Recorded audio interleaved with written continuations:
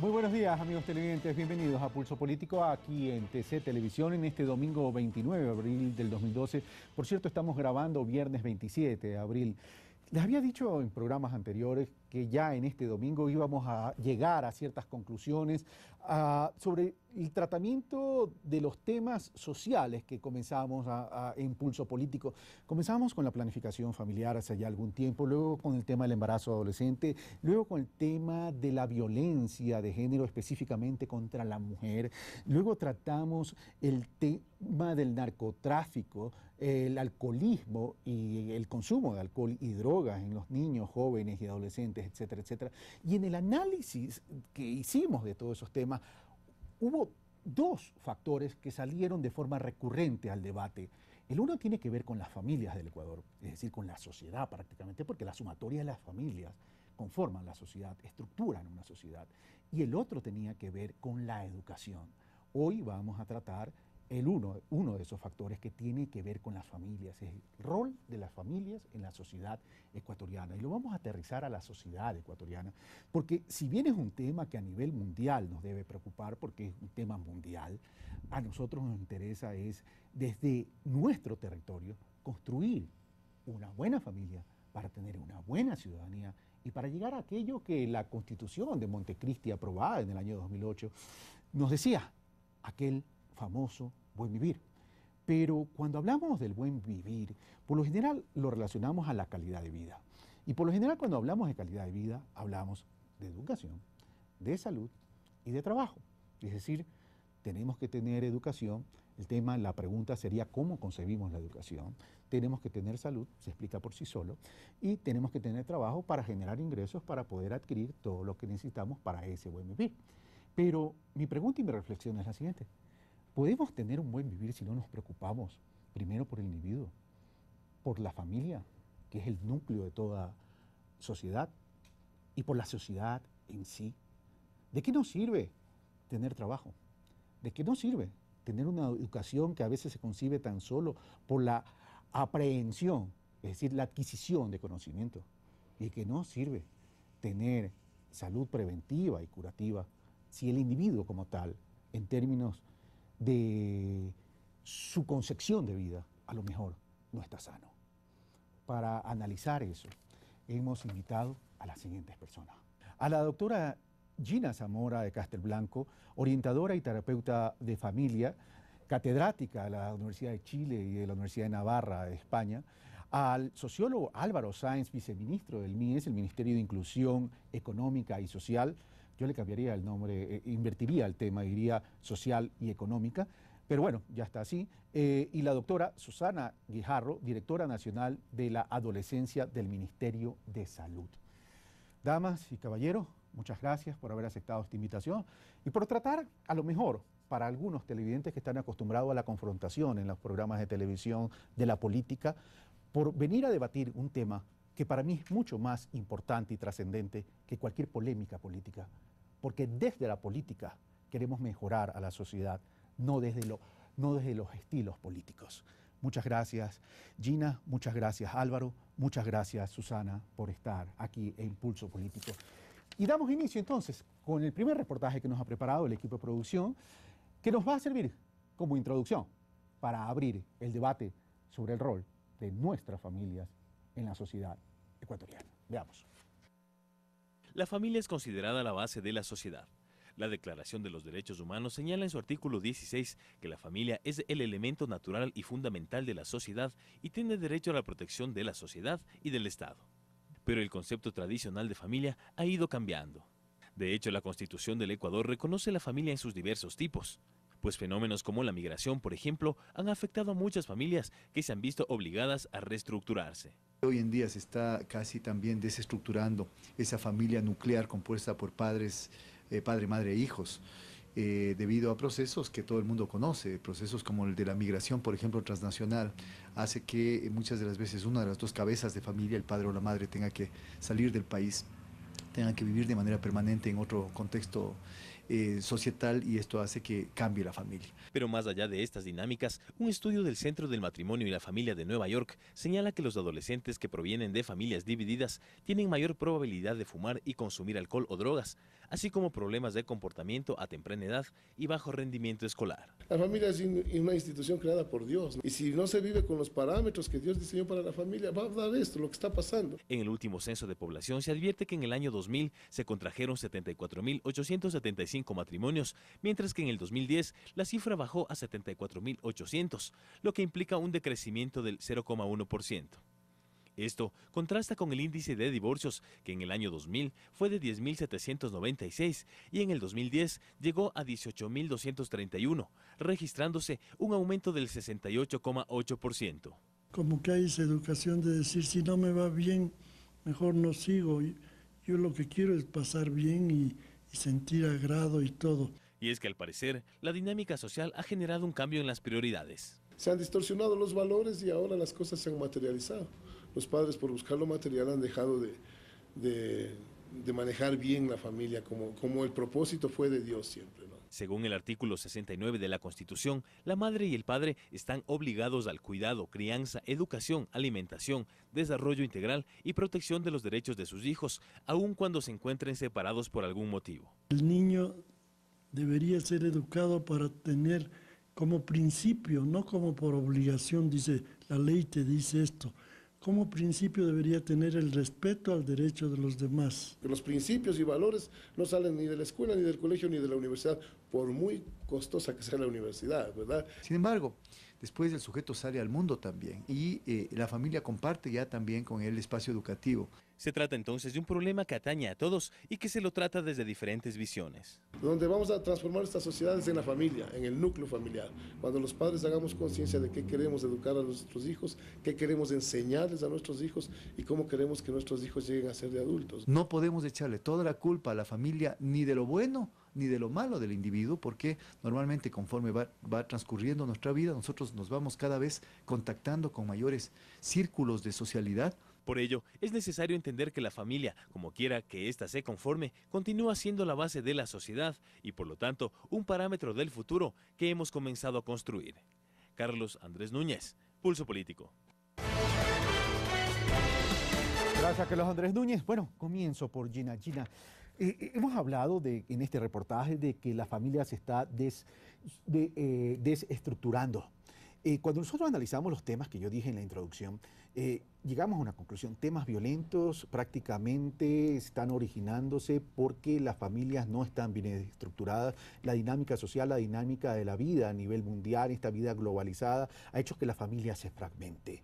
¿Cuál es la estructura, entonces, la familia que tenemos hoy que nos hace distinto, que ha disparado todos estos elementos de violencia y por otro lado, hoy ya la familia ya no se concibe desde el matrimonio, aparentemente, porque estamos hablando que en el año 2000, 74.875 matrimonios que, como indicaba Carlos Andrés Núñez, al 2010 tenemos 74.800, decreció 0,10%, y en divorcios estamos hablando que en el año 2000 teníamos 10.796 y en el año 2010 18.231, incrementa 68,87%, es decir, casi un 69%. Increíble, sí. Increíble.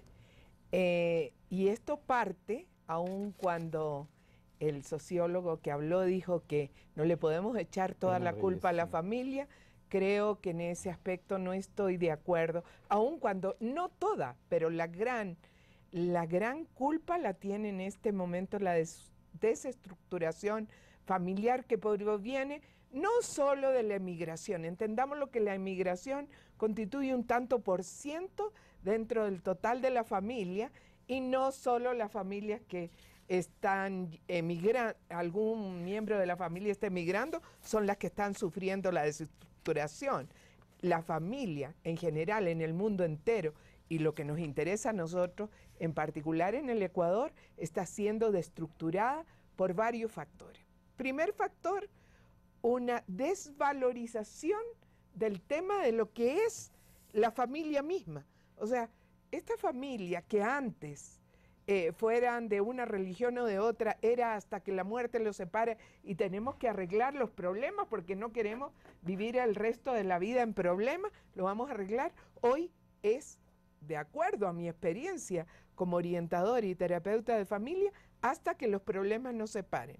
Los jóvenes hoy se casan y si no nos va bien, nos separamos. Y como nos casamos a corto plazo, porque los problemas van a venir rápidamente, Entonces rápidamente solucionamos el problema y nos separamos. Querámoslo o no, esa separación va a influir en los chicos. En segundo lugar, el tema de la desvalorización de los roles de la familia. Hoy las madres, dijéramos las madres antiguas, le enseñaron a sus hijas: mijita, no vayas a hacer la tontería que hice yo de quedarme dentro del hogar y ser una pobre mantenida. Tú tienes que estudiar y salir fuera del hogar. Y eso significa que hoy, al tener dinero, tener poder, se le va dando una mayor valorización, y el vivir eso va haciendo que los hijos aprendan también esto. En tercer lugar, pero no quiero quitarles la oportunidad a los otros panelistas. Pasamos donde Álvaro. En tercer lugar, la influencia. Antes estaba fuera del hogar, hoy está dentro del hogar, a través de la televisión, del tecnicismo y de todo lo que están viviendo nuestros jóvenes, y de lo cual no podemos sustraerlo, entendámoslo bien. No vamos a meter a nuestros hijos en un gueto para poder educarlos conforme a los valores y a lo que queremos. Tenemos que hacerlos vivir en el mundo actual. Gracias, Gina. Ahora, como ingredientes, antes de pasar a Álvaro, dice, las cifras que se refieren a la condición de los migrantes como jefe de hogar señalan que del total de mujeres el 9.1% era considerado como tal, mientras que en el caso de los hombres esta cifra asciende al 27.9%. Es decir, no todas las familias están en la migración. Y el otro tema es el corto plazo de la familia visto desde el punto de vista del matrimonio. Es decir, la duración promedio del matrimonio es 14.1 años. Álvaro. Cuando uno está en el Estado tiene que mirar desde ahí la situación de la sociedad, y uno no puede ponerse a juzgar si están bien o mal las familias o la situación moral de las mismas. Lo que uno tiene que ver es realidades, problemas y causas para poder actuar sobre eso.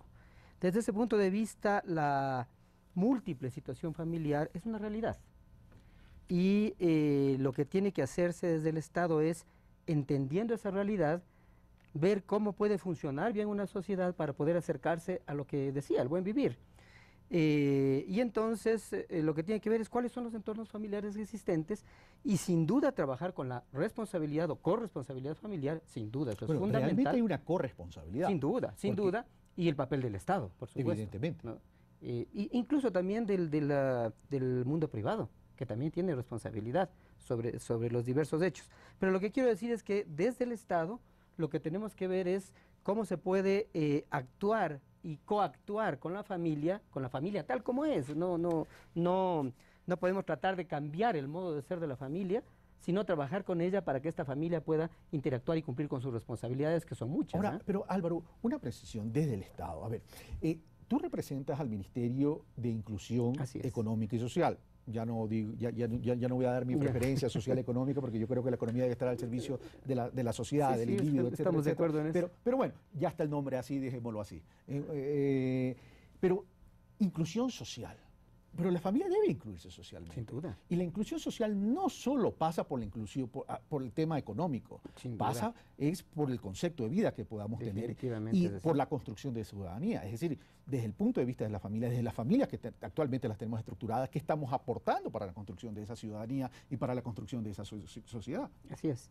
En el entorno familiar, para hablar del conjunto de posibilidades de familia que hay, se desarrolla la primera infancia, se corresponsabiliza en toda la etapa educativa, está dentro de la familia todo lo que es la juventud, y cuando ya se entra en el mundo, llamémoslo así, adulto, viene la composición de nuevas familias.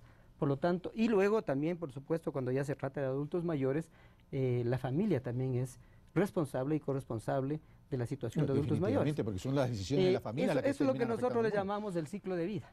Okay. Y entonces, tanto el Estado como la familia tenemos que ser responsables sobre todo el ciclo de vida. Ahora, ya que tú mencionas el ciclo de vida, y ahora voy a donde la doctora Susana Guijarro. Susana, y este ciclo de vida que menciona Álvaro Sáenz, ¿el concepto de la familia de antes llegó a su ciclo de vida y hoy tenemos un nuevo concepto de familia? Bueno, la familia, como todo en nuestra sociedad, va cambiando. Y entonces tenemos ahora lo que ustedes han mostrado en los indicadores, que tenemos cambios en la familia que son muy importantes. Hay una desestructuración familiar, ya no está solo el papá, la mamá y los hijos, o como era antes, familias ampliadas en que estaba el papá, la mamá, los hijos y siempre había un abuelo, un tío, siempre había alguien más que en general se convertían en factores protectores. Ahora las familias son cada vez más pequeñas, generalmente uniparentales, es decir, un solo padre a cargo de los hijos, hasta hace poco madres a cargo de los hijos. Ahora por el fenómeno de la migración, que es más fácil conseguir trabajo para la mujer, entonces tenemos más padres solos a cargo de los hijos. Esta desestructuración o reestructuración no implica tampoco disfuncionalidad. Me parece que es muy importante que los conceptos queden claros. La estructura es cómo está formada la familia, los miembros de la familia, pero lo importante es si funciona o no funciona, la funcionalidad familiar, porque puede ser que esté muy bien estructurada, pero que no está funcionando adecuadamente porque los miembros de la familia no están cumpliendo el rol que les corresponde. Ahora, pero una pregunta, Susana. Es decir, ya no estamos hablando de estructura, lo que tenemos que hablar es de conformación de familia. Funcionalidad. Y primero, ha cambiado la conformación de la familia, por un lado, sí. y ha cambiado, por otro lado, la funcionalidad de la familia. Pero en este cambio hay hechos que se han ido presentando, y Susana lo ha mencionado. A ver, primero, un solo padre presente. A veces abuelos encargados de los hijos, con una realidad. Abuelos que no están en la edad de criar niños, ¿verdad? Abuelos que no están en sintonía con la actualidad, con la contemporaneidad. Y hay otro ingrediente. Personas de un mismo género, de un mismo sexo, también formando una familia. Entonces, claro. Los conceptos de una familia ha cambiado. Ha cambiado no solo en su conformación, sino ha cambiado en torno a su visión de vida. Sí. De hecho, lo que pasa es que el otro concepto que debemos tener claro es que no necesariamente la familia implica consanguinidad. Porque, por ejemplo, pensemos en una guerra. Los chicos se quedan solos y hay una familia hay una pareja o una estructura que adopta a esos niños y cumplen adecuadamente el rol y desempeñan adecuadamente el rol, y aunque no sean consanguíneos, son factores protectores para los niños. Entonces la familia puede ser eso, lo que tú has dicho, ¿no es cierto? Ahora tenemos inclusive niños que se quedan encargados con los vecinos, o con los compadres, o con la gente del barrio, ¿no es cierto? Estamos en una instancia distinta, entonces, que es la familia comunitaria. Claro, entonces depende del rol. Esto es lo más importante, que el padre desempeñe el rol como tal, la madre, porque inclusive en el caso de embarazo en la adolescencia, no siempre llegan a casarse. No es que sean marido y mujer, pero él va a ser papá toda la vida y ella va a ser mamá toda la vida. Y aunque no sean marido y mujer, cada uno tiene que desempeñar su rol adecuadamente. Hacer un buen paternaje, hacer un buen maternaje y paternaje, y tener claro cuál es el objetivo. Gracias, Susana. Bueno, al volver vamos a ver un sondeo que hemos preparado, o sea, que lo hicimos en las calles, para ver qué opina la ciudadanía, y volvemos a analizar este tema tan importante, trascendente, que debemos todos los ecuatorianos tener la preocupación, por cierto, de analizarlo, debatirlo y también hacer propuestas. Regresamos.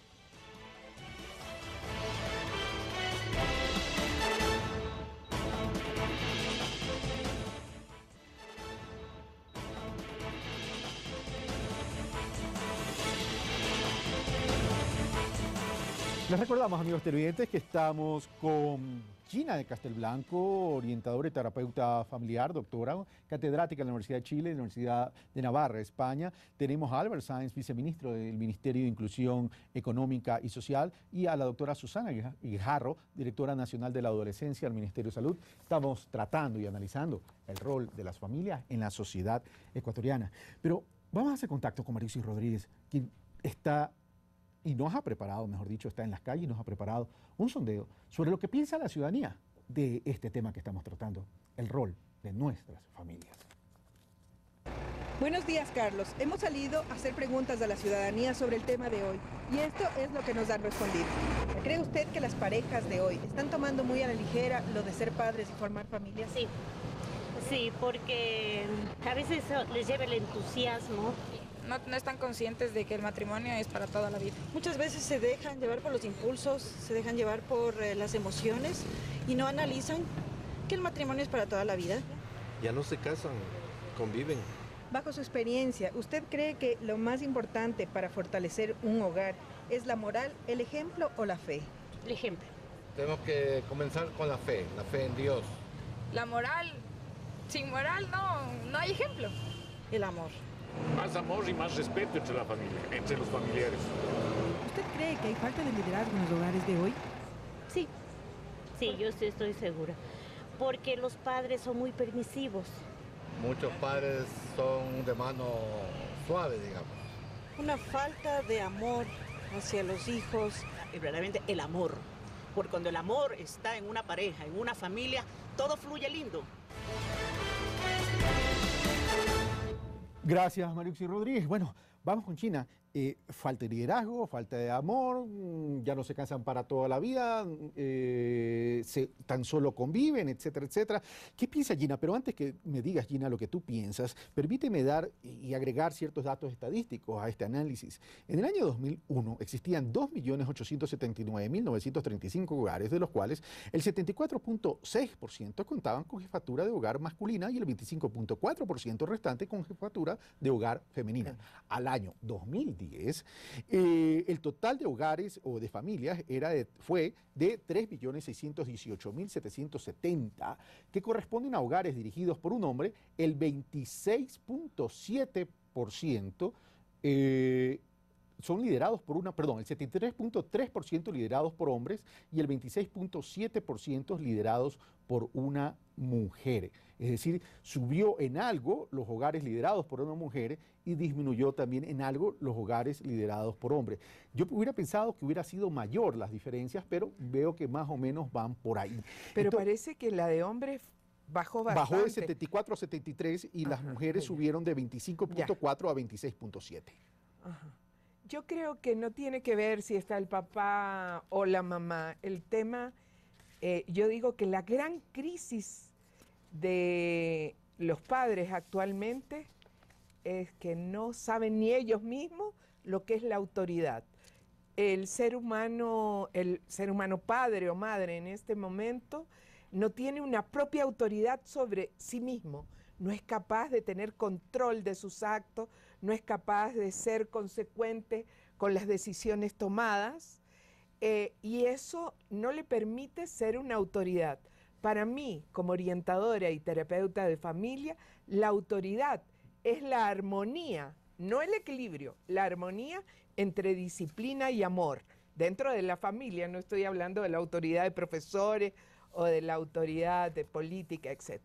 Cuando no existe esa armonía del padre que pone, padre y madre que ponen reglas, límites, es muy difícil que los hijos sepan por dónde caminar. Hasta para jugar fútbol, se sabe que cuando un jugador está fuera de la cancha, ya no chutea la pelota al entrar a la cancha, sino que la tira con la mano. Los jugadores de fútbol saben las reglas. Los hijos hoy día, yo les pregunto, ¿saben las reglas? Okay. Entonces, ¿existen reglas? Y me voy a Susana, acabas de poner algo interesante. A ver, habla de normas y disciplina, y eso me lleva a algo. Estamos construyendo o tenemos familias funcionales, pero si queremos construir buena ciudadanía, estamos construyendo ciudadanía y familias con conceptos de cultura a la legalidad, con cultura a lo ético. Aquí el tema es cuál es el rol de la familia, ¿cierto? Entonces, se ha hecho énfasis en que el rol de la familia es proveer primero, ¿no es cierto?, que los hijos tengan todo lo que necesitan, la pareja, el amor es muy importante y el tema de los límites también. ¿Y cuál es el objetivo último de la familia? Impulsar a cada miembro de la familia que desarrolle al máximo sus potencialidades, ¿sí? Que tengan un proyecto de vida, que cada miembro de la familia tenga un sueño y que lo cumpla, y que todos apoyamos, porque cada miembro de la familia somos diferentes. Y no, este es otro problema que vemos a menudo en los padres, que llegan los hijos y los padres quieren imponer que los hijos cumplan los sueños que esos padres no pudieron cumplir. Vivir por ellos. Cierto. Entonces, cada persona tiene que desarrollar su propia individualidad. A pesar de vivir una familia, cada persona es un individuo diferente. pero todos apoyamos, impulsamos ese desarrollo que desarrolla al máximo sus potencialidades.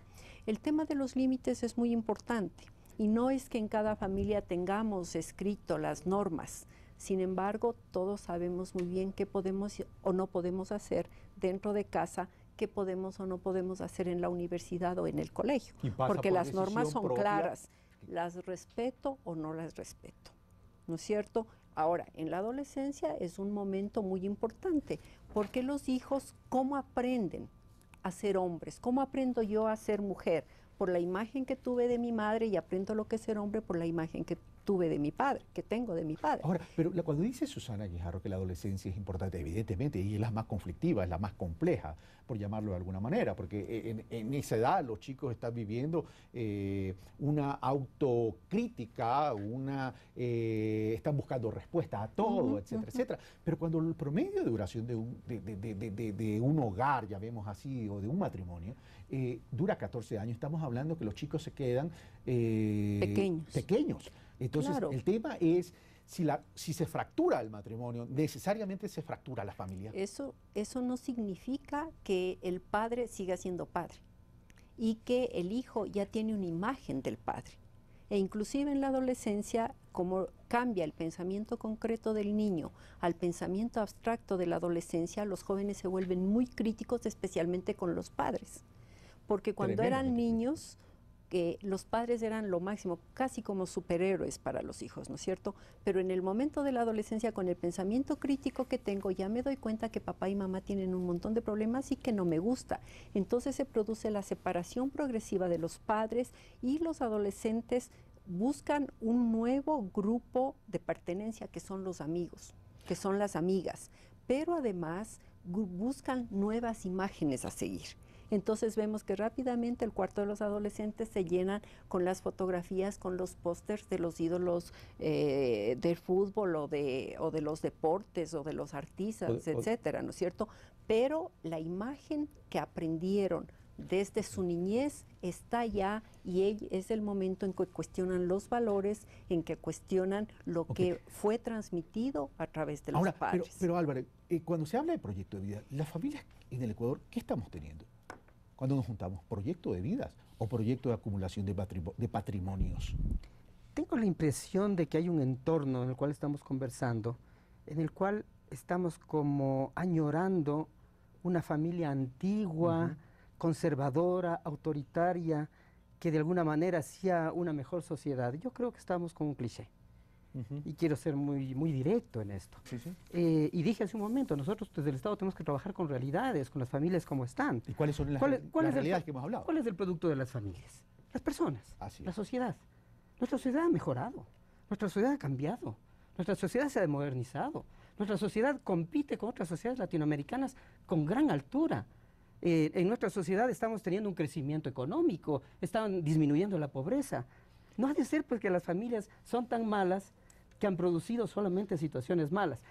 ¿Sí ven el punto que quiero presentar? Sí, pero permíteme contraponer para que pueda seguir desarrollando el tema. Sí, en efecto, tenemos mayor crecimiento económico, tenemos mejor distribución de la riqueza, es verdad todo eso. Tenemos mayor acceso a la educación también, tenemos mayor acceso a la salud también, pero también tenemos indicadores de violencia que se han incrementado.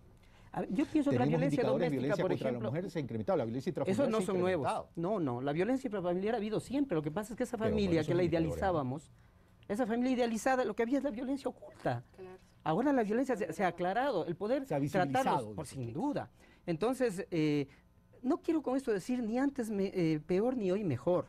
Lo que quiero es cambiar el tono de la discusión. Y en el cambio de ese tono de la discusión, entonces, si tenemos todo este entorno que como sociedad lo hemos logrado y que tú lo has mencionado, entonces, ¿cuál es la debilidad de la sociedad en la cual tenemos que trabajar, ya que tú mismo mencionas, desde el Estado tenemos que trabajar en las realidades? Tenemos debilidades tanto en el Estado como en la familia.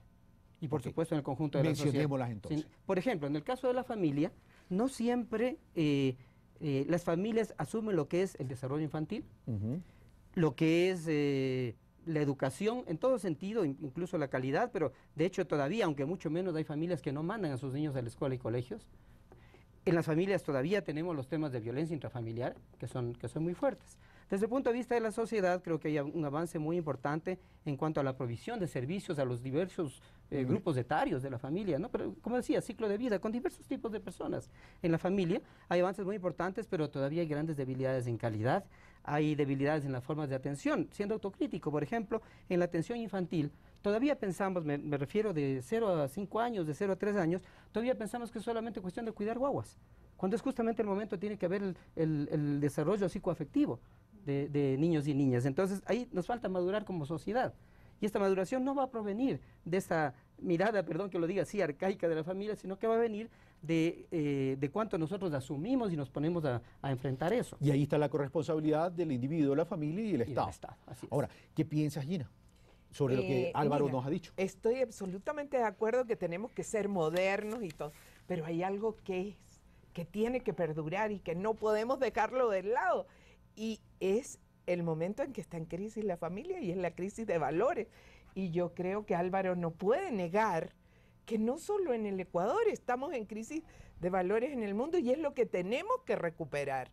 Podemos tener una casa espectacular, un auto maravilloso, pero no me importa pasarme con luz roja, no me importa romper a mi vecino que me está mirando, que no tiene carro, no poder llevarlo. O sea, se va, y tenemos que reconocerlo para poder realmente enmendar, porque no solo basta ver que está lindo, lo bonito que estamos haciendo, sino que hay que ver lo que es médula, Entonces, que es valórico. El Blanco, entonces que es valórico. discrepa con Álvaro en el sentido que cuando Álvaro dice, parecería que estamos extrañando a esa familia de antes, esa familia arcaica. No, no es arcaica, la familia de valores. No sé si tú, no Álvaro, el tema de valores de ninguna manera, ya. no. Porque yo me he referido al tema valórico. Es la idealización que se está haciendo, correcto. es que es falsa, ¿no? Ojalá, perdona. De la antigua, pero sí. No estamos hablando de distintos diseños de familia. No estoy pensando en una familia antigua ni arcaica. Estoy pensando en una familia que ojalá lo lográramos. Porque en la medida en que se tiene un triunfo económico, que hay una estupenda salud, que todos pueden acceder a una educación buena, que hay buenos puestos de trabajo, pero que además sea una sociedad con valores, para mí no es que sea ideal, para mí ojalá se pueda luchar para llegar a eso. Independientemente de los criterios del uno y del otro, queda claro algo. Existe una corresponsabilidad del Estado y de las propias familias, y que hay que trabajarlo desde el Estado, desde la realidad y desde la familia, lo que queremos tener nosotros como sociedad. Ahora, pero ya que Susana dijo los elementos de la familia o las características o lo que debe hacer una familia, proveer amor, límites y tener como objetivo impulsar que se potencialice sus fortalezas o sus habilidades. Ahora veamos este reportaje que habla de las responsabilidades de la familia. Veamos. Los principales deberes y responsabilidades de los padres son el amor, la protección y la promoción de sus hijos. Esto significa ayudarles a la construcción del autoconcepto y la autoestima. Funciones esenciales que los padres deben dar a sus hijos como herramientas que necesitan para enfrentar la vida. Aprender a entenderse a sí mismos y formar una imagen de lo que son y del mundo que les rodea. Bueno, yo creo que es importantísimo que los padres nos tengamos que preparar en esta época. Tenemos que despertar esa sensibilidad interna de la conciencia y responsabilidad que tenemos ante un ser humano. Que es una tarea quizás de las más importantes de la vida. Hay libros que guían a los papitos para cómo deben actuar con los niños dependiendo de la edad. Según el análisis realizado, se estima que los problemas de violencia, inseguridad y promiscuidad que se presentan en nuestra sociedad son causados por la falta de firmeza en los hogares de hoy. Y yo creo que me parece muy interesante esta investigación, porque ahora las personas entienden y llegan a tenerle miedo al joven, porque una cosa es el autoritarismo y otra cosa es la firmeza y las normas. Yo creo que la comunicación permanente, la posibilidad de desarrollar mecanismos de solidaridad y ayuda mutua, de compartir los problemas inclusive. Los niños aprenden por evidencia y experiencia, y por lo tanto entregarles una niñez saludable y funcional es obligación fundamental de los padres. Usted ha tocado un punto clave y que debemos trabajar mucho en este tema. Por eso estamos ahora diciendo que el primer espacio saludable de la vida es la familia. La idea es pararme un ratito y pensar, ¿cómo fue el hogar en el que yo viví? Ver qué hicieron mis padres bien y qué hicieron mal para yo mejorar eso. Los hijos han necesitado y seguirán necesitando de la ayuda, estímulo, tutela y comprensión de sus padres. Pero como hemos mencionado en anteriores programas, es una responsabilidad compartida con las instituciones y el Estado.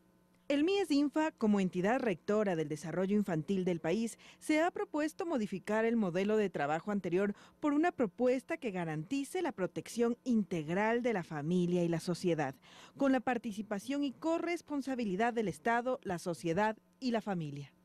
Dentro de la línea de participación tenemos lo más importante, que es la formación para la prevención con la familia y la comunidad. Ahora estamos desde la profesionalización y desde la especialización. Con la contratación de más de 9.000 profesionales en el área de educación parvularia, educación inicial, psicopedagogía y educación para padres, además de la construcción de 220 centros infantiles del buen vivir emblemáticos para todo el país. Entonces, fuertemente se ha invertido en la capacitación. Estamos nosotros convencidos que solamente la formación, que solamente la educación permite que acompañen de mejor manera a los niños y niñas. Entonces, ahora es como un trío para poder desde ahí construir una ciudadanía diferente.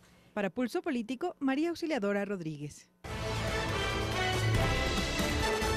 Gracias, María Auxiliadora Rodríguez. Te he estado mezquinando el nombre completo, te he dicho Marius y todos estos programas. Susana Guijarro, bueno, tú pusiste estos ingredientes y el reportaje más también lo potencializa aún más. Proveer, amar, límites, potencializar, etcétera, etcétera. Pero aquí hay otros ingredientes que pone el reportaje y Marius y Rodríguez en las entrevistas que hizo. El autoconcepto de familia, la autoestima de los niños, la conciencia, la responsabilidad. Y es que a veces los seres humanos somos muy amantes de nuestros derechos, pero muy poco amantes de nuestras obligaciones y responsabilidades. Claro, el tema es que la familia es la primera institución que debe garantizar los derechos de niños, niñas y adolescentes. El Estado, como ha dicho Álvaro, también es corresponsable, pero tenemos que empezar en la familia, lo que tú hacías énfasis, creando ciudadanía. Que niños, niñas y adolescentes tengan claro cuáles son sus derechos, ello incluye obviamente también responsabilidades. La pregunta que los padres a menudo se hacen es el cómo, ¿no es cierto? Porque no hemos tenido una educación para ser buenos padres o para ser buenas madres. Lo aprendimos igual a través del ejemplo que tuvimos en nuestras propias familias. Entonces el tema es cómo aprenden los hijos. No aprenden los hijos como muchos padres piensan, ¿no? Cuando digo padres me refiero a padres y a madres, que llega a tal edad y entonces tengo que darle un sermón al hijo. No, porque ya aprendió inclusive desde antes de nacer. Porque antes de nacer ya tiene un papá que tiene tal forma de ser hombre y tiene una mamá que tiene tal forma de ser mujer. Y los sermones no sirven de nada sino el testimonio viviente. No sirven de nada sino el ejemplo, el diálogo, que es una cuestión muy importante, el facilitar la comunicación, el facilitar la expresión de los sentimientos. Pero permíteme preguntarte algo en relación a lo que estás diciendo, Susana Guijarro, y es, a ver, evidentemente existe esta corresponsabilidad que todos hemos coincidido, eso es evidente, no lo podemos negar, pero cuando nosotros formamos primero somos una pareja, luego queremos formar una familia, bueno, ya la pareja de por sí es una familia, pero queremos agrandar la familia, etcétera, etcétera. Nosotros como padres somos los llamados a decir, bueno, nosotros queremos este tipo de familia porque queremos construir este tipo de sociedad. No depende de ti, porque cada persona, cada hijo es diferente. Entonces yo como hijo, un hijo puede estar de acuerdo con tales valores de los padres y el otro estar totalmente en desacuerdo. Y tenemos que ser respetuosos con eso, porque eso no quiere decir que sean positivos o negativos, sino que cada uno tiene sus propios valores y justamente es en la adolescencia cuando los chicos cuestionan los valores de los padres y adoptan sus propios valores. Cuando hablamos de valores sí, porque los valores terminan siendo subjetivos, pero cuando hablamos de principios no. Por ejemplo, queremos tener todos una sociedad una sociedad honesta, una sociedad transparente, ahí ya estamos hablando de principios, es decir, y los principios no son negociables en ese sentido. Claro, y no, a ver, en los hijos no hay nadie que no esté de acuerdo con la honestidad. Evidentemente. Sí, o sea, las cosas están claras en cada familia, porque inclusive si es que hay un chico que tiene una familia que es de personas ladronas, por ejemplo, pero yo tengo un pensamiento crítico que justamente me doy cuenta que no quiero hacer lo que mis padres están haciendo y tengo una forma diferente de vida. Entonces también depende de la respuesta individual de cada persona, porque los otros hijos pueden decir, ah, no, esto es lo que siempre hemos tenido en esta familia, lo sé hacer, va bien y entonces hago eso. Pero esta otra persona dice, no, yo no quiero esto y busco otro espacio, busco otra forma de ser en el mundo. Ok, gracias, Susana Hierro. Vamos a ir terminamos este segundo bloque y venimos con el último bloque con Álvaro, Gina y luego pues las conclusiones de ustedes tres. ¿Les parece? Muy bien. Bueno, regresamos de inmediato.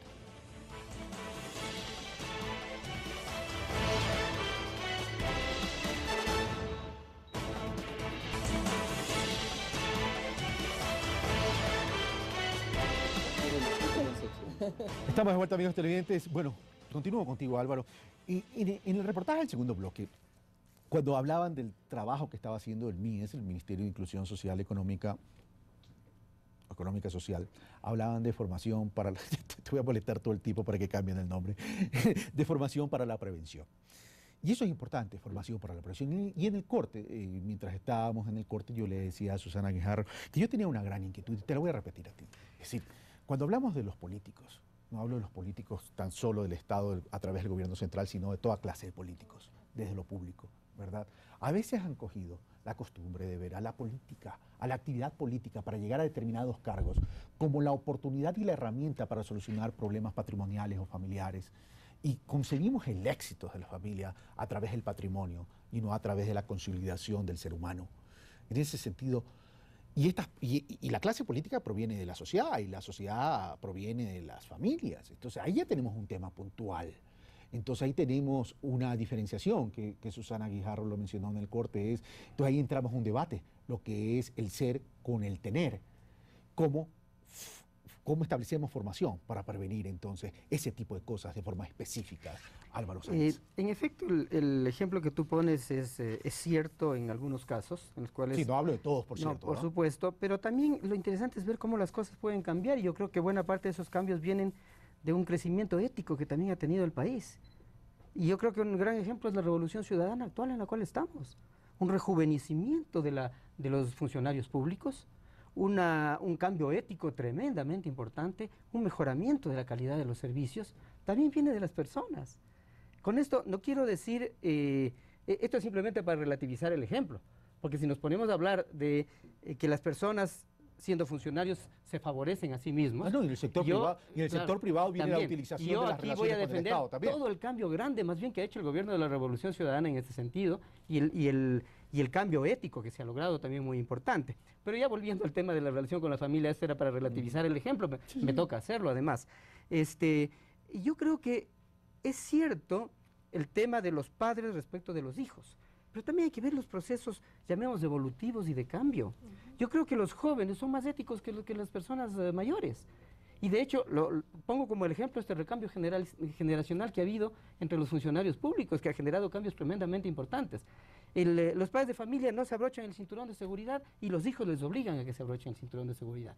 ¿Qué significa eso? Que no es solamente un tema de formación de arriba abajo, sino que es un tema en el cual también las nuevas generaciones aportan y construyen, como decía Susana, ¿no? Sí, el hecho de que hay un aporte también ético que viene de un ser de la propia persona. No es que, por ponerlo así tan feo, ¿no? Compadre ladrón, hijo ladrón, no. Al contrario, en los niños y en los jóvenes podemos encontrar realmente un gran empuje, y por eso el papel de la familia muchas veces es permitir que se expresen. Y eso es lo que tenemos que enseñar. Y con esto quiero un poco añadir aquello que ponían en el reportaje. Nosotros como MIES atendemos más de 484,000 niños entre 0 y 5 años. ¿Qué es lo que estamos buscando? Digo estamos buscando porque en parte lo hacemos y en parte tenemos que mejorar. Es muy importante ser autocrítico y siempre estar mejorando. 484,000 niños. Hacemos tanto en atención no institucionalizada como institucionalizada. ¿Qué hacemos? Acompañamos a la familia y le ayudamos a que pueda hacer mejor el desarrollo de sus hijos. ¿Pero qué significa mejor ese desarrollo de sus hijos? Significa, por ejemplo, estimulación. Significa la ganancia en autonomía, la ganancia en autoestima, como se decía hace un momento. O sea, no es necesariamente el aprendizaje obligatorio o autoritario que yo criticaba hace un momento, sino que tiene que ver más bien con el desarrollo de capacidades y potencialidades. Y en ese desarrollo sin duda están los elementos de valores, por supuesto. Estoy tan de acuerdo con eso, pero obviamente también en la discusión y renovación que se van dando de los valores entre sí. Entonces, aquí voy un poco para cerrar por el tiempo, y es que si nosotros logramos que la familia atienda mejor al desarrollo de sus hijos y también de sus jóvenes y de adolescencia y también al desarrollo y apoyo de sus adultos mayores, con un apoyo que podemos hacer desde el Estado y que lo estamos haciendo, sin duda las cosas van a mejorar. Y por supuesto, por eso he sido optimista en el planteamiento aquí, porque se están viendo cambios y tenemos que irlos logrando. La idea de este programa es ser optimista, pero también ser crítico. Sin porque duda. Imagínate, porque si somos pesimistas nosotros, ¿qué tipo de familias y qué tipo de sociedad estamos construyendo? Pero el tema es ser críticos sobre lo que está pasando. Y autocríticos. Ahora, y permíteme ser un poco abogado del diablo, ya que tú dijiste que la sociedad ha ido mejorando, tenemos más ética que antes, los jóvenes están presionando para una sociedad más ética. De hecho, el joven es más puro. Pero el problema es que yo veo cuando analizo eso, es que los jóvenes es más puro hasta determinada edad. Se va dañando con el Correcto. El problema es cuando entra en el sistema. El problema es cuando tú ves estudiantes de derechos que se gradúan y son jóvenes y entran en un sistema donde la justicia es tremendamente corrupta. Cuando el hijo entra a trabajar al padre, que es contratista público, y entiende que la manera de adquirir contrato es coimar a alguien y el otro también recibe la coima. Entonces, ahí ya no podemos estar hablando que en el país existe una cultura de ética. Sí, ha habido una gran mejoría en muchos de los indicadores, pero no hemos mejorado todavía ciertos conceptos y ciertos valores como sociedad en ese sentido. Ahora, ¿cómo proteger entonces a esos jóvenes que tienen esa pureza de valor y que de pronto cuando entran al sistema entonces entran con un grado de vulnerabilidad tremendo? Exactamente. Y aún cuando defiendo muchísimo los valores de la familia, porque trabajo, yo te diría, con miles de familias cada año, familias, no solo con niños, no solo con adolescentes, sino con familias, y me doy cuenta cuán poco preparados han estado los papás que con buena voluntad, insisto en que uno de los valores que no nos puede dejar es el optimismo dentro de la familia, y el optimismo es creer que las cosas van a resultar bien, pero es en la familia donde yo aprendo a respetar que otro piense distinto a mí, y aprendo no solamente a respetar que el otro piense distinto a mí, sino que además aprendo de lo distinto que el otro es. Pero ¿cómo lo hacen unos papás para que puedan valorar esas cosas si no lo tienen claro ellos mismos? Entonces, yo te digo, estoy a favor de la familia que tiene claro qué es lo que quiere y hacia dónde va, pero respetando la individualidad de cada uno. Cada hijo es único e irrepetible. No cada hijo, cada ser humano. Cada ser humano, es padre único, y madre, es único, es irrepetible, cada ser humano. Y muchas veces cuando a mí me han preguntado qué es lo más difícil de haber sido madre de una familia numerosa, he tenido que reconocer que lo más difícil para mí como mamá de una familia numerosa fue haber educado a cada uno de mis hijos en su individualidad. Y educar a cada uno de mis hijos en su individualidad significó un trabajo enorme de preparación, de saber qué es lo que ese hijo, ese proyecto a medias que me habían entregado, cómo poder encauzarlo. No tomar decisiones por él, sino que él vaya siendo capaz de utilizar sus propias herramientas, que de alguna manera también uno se las va desarrollando para que tome sus buenas decisiones. Estoy de acuerdo, espérate un segundo. Estoy de acuerdo con Susana. La familia tiene que tener una sanidad, crear dentro de la familia una sanidad social, una sanidad emocional y personas sanas que salgan al mundo a ser productivas, a que te digan, sí, realmente este hijo fue, perdóname. Donde Susana, por efectos de tiempo, y también tengo que darle la palabra a Álvaro, porque tampoco quiero que exista la percepción de que lo que yo dije le estoy cortando a Álvaro, y no se trata de eso, se trata de exponer criterios. Pero la desesperación de querer tener buenas familias. Son temas apasionantes, por cierto. Ahora, pero ya que tú mencionas el tema del respeto a la diversidad, a la individualidad, y en estos temas, esto me lleva a otro tema, al tema de la tolerancia. Susana Guijarro. Sí. Mira, esto es muy importante porque tú hiciste énfasis en algo que creo que se debe recalcar, y es que quienes cambian el mundo son los jóvenes, por lo que Álvaro dijo, ¿no? Por el idealismo que tienen, por el proyecto de vida que están construyendo, por la identidad, porque ya tienen ese pensamiento crítico que les permite cuestionar todo, ¿no es cierto? Y entonces los adultos en general, ¿qué es lo que tratamos? De que no protesten, de que no hablen. En las familias antiguas que justamente Álvaro hacía referencia, los niños no podían hablar, porque llegaba el papá y el papá siempre estaba enojado, siempre estaba cansado, los niños no podían hacer bulla, no podían hablar. Ahora hay un cambio muy importante en que cada miembro de la familia tiene su espacio, tiene su derecho y hay una equidad. El tema que inclusive lo conversábamos también internamente, el tema de la violencia intrafamiliar, ¿qué es lo que pasa? Que ahora ya se visibiliza, que ahora la mujer se da cuenta que existe otra forma de vida. Porque antes, ¿qué pensaba? Como yo veo que a mi mamá le pegan, a mi abuela le pegan, a mi vecina le pegan, a mi... Entonces pienso que así tiene que ser y que tengo que aguantar. Pero ahora ya hay un enfoque más importante de los derechos, de la equidad, ¿no es cierto? Las mujeres tenemos un estilo de vida diferente, tenemos una forma de ser mujeres diferente, con todo lo que implica la transversalización de los derechos. Ok, gracias Susana. Pero voy donde Álvaro. Álvaro, cuando hablamos de que cada familia, que cada miembro de la familia, cada individuo tiene su espacio, tiene su derecho, es verdad. Pero el tema es, no estamos construyendo una sociedad que no es gustosa de la tolerancia. Y la tolerancia tiene que ver con maneras de comunicarnos, con manera de aceptar tu pensamiento, mi pensamiento, y ahí ya estamos hablando de estilos de vida. Así es. Sí. Sería tremendo si construyéramos una sociedad intolerante. Habríamos fracasado. Y estoy hablando desde el Estado, pues, ¿no? De quienes tenemos responsabilidad en el Estado.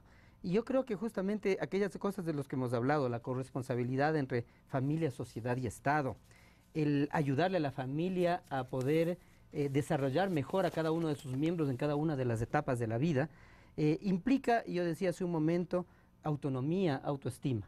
Y esas dos palabras van de la mano, mucho más allá de la tolerancia, porque realmente nos permiten construir una sociedad heterogénea, rica, con la riqueza que tenemos en el propio país, ¿no? Susana dijo algo, pensamiento crítico. Y el problema es que la sociedad ecuatoriana hace algún tiempo renunció al pensamiento crítico. ¿Se lo está recuperando? Sin duda. A ver, hay una serie de situaciones, hay intolerancias, pero yo creo que tanto, por ejemplo, en el sistema educativo, desde la misma primera infancia, ¿qué es el pensamiento crítico? Es la capacidad de darse cuenta de las cosas, poder expresarlas. Es eso, hablando en los niños chiquitos, significa, ¿no? Poder visibilizarla. Por supuesto que sí. ¿Ya? Y entonces yo creo que si trabajamos fuertemente y ponemos la capacidad del Estado en función de esos niños y niñas, entonces se va a ir desarrollando ese pensamiento crítico. Entonces es un asunto que estamos sembrando ahora. No es algo que podemos decir que ya esté dado, pero lo que quiero yo señalar es que en lo que nos compete a quienes estamos en el Estado, estamos haciendo el esfuerzo por responder a eso. Un esfuerzo sistemático, organizado, con la inversión necesaria. Ustedes han escuchado cuando el presidente ha dicho hemos invertido poco en la niñez. Tenemos que hacerlo más, tenemos que darle mucho más fuerza, no podemos esperar en esto, solamente ahí habrá un verdadero cambio en el país. Yo creo que refleja, ¿no? o lidera justamente lo que se quiere hacer desde el Gracias, gobierno, Álvaro. ¿no? Voy donde Gina. Los niños son el futuro de la patria, pero realmente son el presente. Claro, son el presente.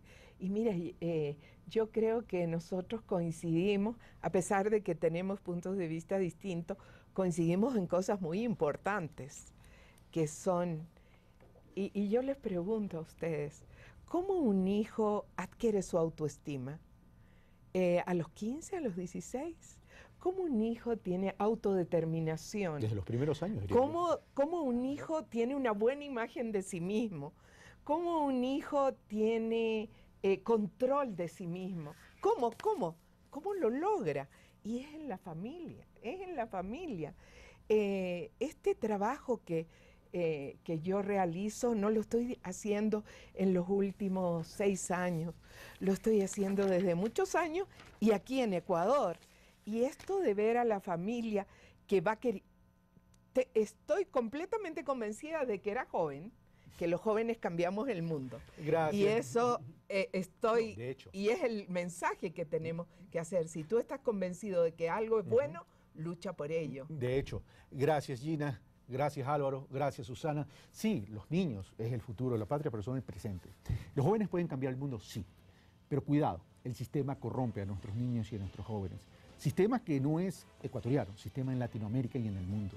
Por eso que tenemos que cuidar y esforzarnos para construir familias sanas, ciudadanía sana, pero sobre todo bien intencionada, para crear espacios de vida donde podamos todos tener el acceso a las mismas oportunidades. Pero sobre todo algo, para tener un buen vivir necesitamos primero un buen convivir. Y ahí estamos fallando en la sociedad ecuatoriana. Usted, amigo televidente, como siempre, tendrá la última palabra. Un fuerte abrazo. Hasta el próximo domingo.